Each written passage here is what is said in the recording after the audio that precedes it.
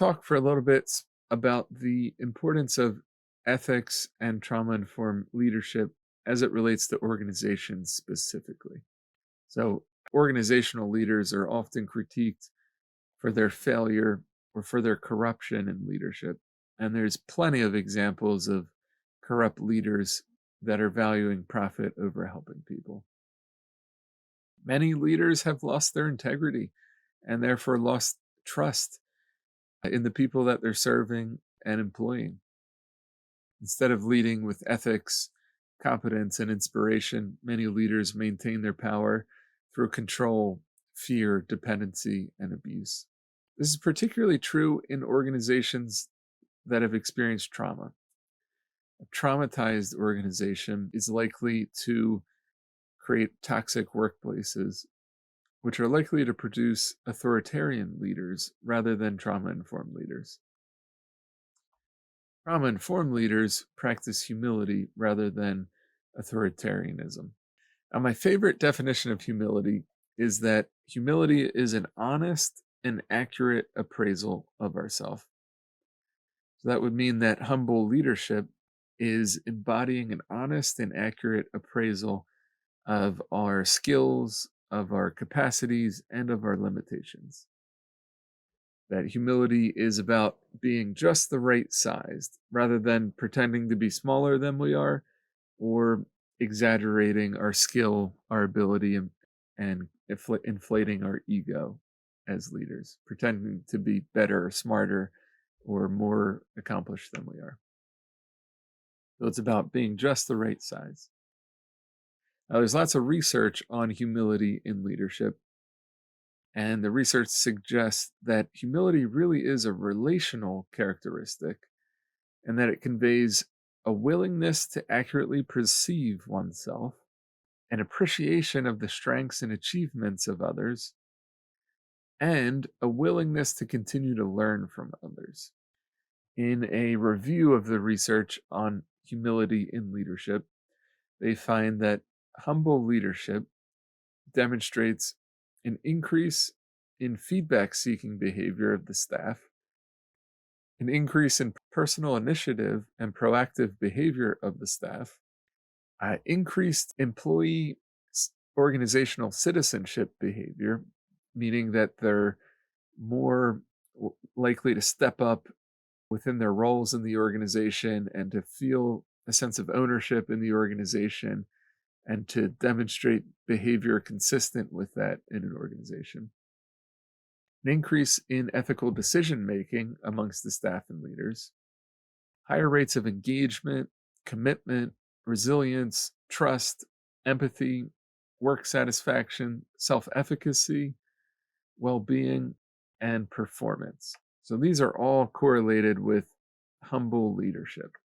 So there's lots of good reasons why we as leaders should demonstrate humility in our leadership. And the research on humility is really in leadership is really emphasizing it as a social and relational quality. So this can point us back to the importance of relationships within leadership. This is one of the things I try to really emphasize in my own organization. Even though I'm, limited in the amount of time I have in a day in everything that I'm doing in the organization, I try to make it a point to cultivate individual relationships with each person in my relationship.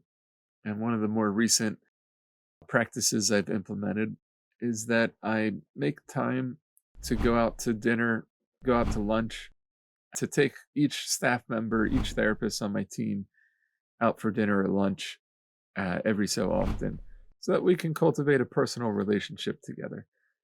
Sometimes the conversation is related to work and what's going well, and I try to express appreciation and gratitude for all the things that staff member is doing in the organization. And I want to know what their plans are for the future and what their hopes are in the organization, suggestions, feedback they have. But it's also a time to not talk about work and to cultivate a personal relationship, a friendship, a human to human connection with the staff members in my organization, to ask about their family, to ask about their hobbies, to to talk about what they like to do, who they are outside of work. And I find this to be particularly important in terms of the relational aspects of our work. In talking about humility and leadership, it's also important to connect this to cultural humility in leadership, which was discussed in a previous video and in a previous chapter in the book. So, cultural humility is an evolution of the concept of cultural competence, uh, and that there are many critiques to the idea of cultural competence, that we're never going to be competent or master a culture that isn't our own. And instead, a better way of thinking about it could be to cultivate cultural humility, in that we're approaching the work with individuals that come from different cultural backgrounds as ourselves through the spirit of humility, openness to learn, willingness to learn. So, cultural humility, I think, is also a part of demonstrating humility in leadership. I want to challenge us to reflect on how can we further demonstrate humility in our leadership? What are the specific areas of our leadership where we could practice more humility? As leaders, we're often faced with unrelenting and ongoing ethical dilemmas within our work. Uh, in the research, they find that when leadership's engaging in ethical decision making, that it's strongly related to a sense of organizational justice, a sense of fairness within the social environment of the organization, the staff, the community, the clients, or residents that are being served. And that when there's lower rates of organizational justice and poor ethical decision making, that there's also lower rates of workplace performance, higher rates of stress and anger, anxiety, depression, higher rates of medical illness on the staff, higher rates of injury at the workplace, and even higher rates of cardiovascular death for workers. That all of this was correlated to poor ethical decision making from leadership and lower rates of organizational justice within the workplace. So there's lots of ethical, moral, and organizational logistical reasons to be centering ethics in our work as leaders and within our organizations, to be cultivating a sense of organizational justice within the workplace. Bloom and Farrager, in their 2011 publication on sanctuary, summarize 4 main ethical paradigms that leaders are constantly confronted with. The first ethical paradigm is the ethics of justice. And so the ethics of justice describe ethics that are related to and concerned with things like fairness and equality. And these are governed by laws, policies, and rules within the organization and the systems we're working with. The second paradigm is ethics that critique the ethics of justice. And these types of ethics are concerned with questioning those in power, questioning those that have privilege and access and accessibility, and questioning these systems and policies and laws and norms that marginalize others. So the ethics that critique the ethics of justice are asking questions related to who gets to create and who benefits from and who's silenced by the system and the policies within it. Third ethical paradigm is the ethics of caring. And this is concerned with the human aspect of the work, the relational impact of decision making and providing care in the humanistic ways. And the fourth ethical paradigm is about codes of ethics. So codes of ethics are going to vary between professions, but codes of ethics in general outline the boundaries of professional behavior. They create a sense of containment for what is okay and what's not okay for professionals within an industry, within a discipline. They provide requirements for compliance and mandatory reporting. And they provide an avenue for individuals that are harmed by violations of codes of ethics for ensuring justice and protection for future violations of the harm. So these are the 4 main ethical paradigms that are outlined. Same authors suggest that ethical conflicts are one of the most underestimated, but chronically unrelenting sources of stress in today's human service delivery environment. Again, this is from Sandy Bloom and her co-author in their publication on sanctuary. Ethical conflicts are the most underestimated, but chronically unrelenting sources of stress in today's human service environment. I really find this to be true based on my own experience in leadership. I never could have foresaw or imagined just how much I would be dealing with ethical dilemmas and the stress that comes with dealing with ethical, legal, moral dilemmas as a leader.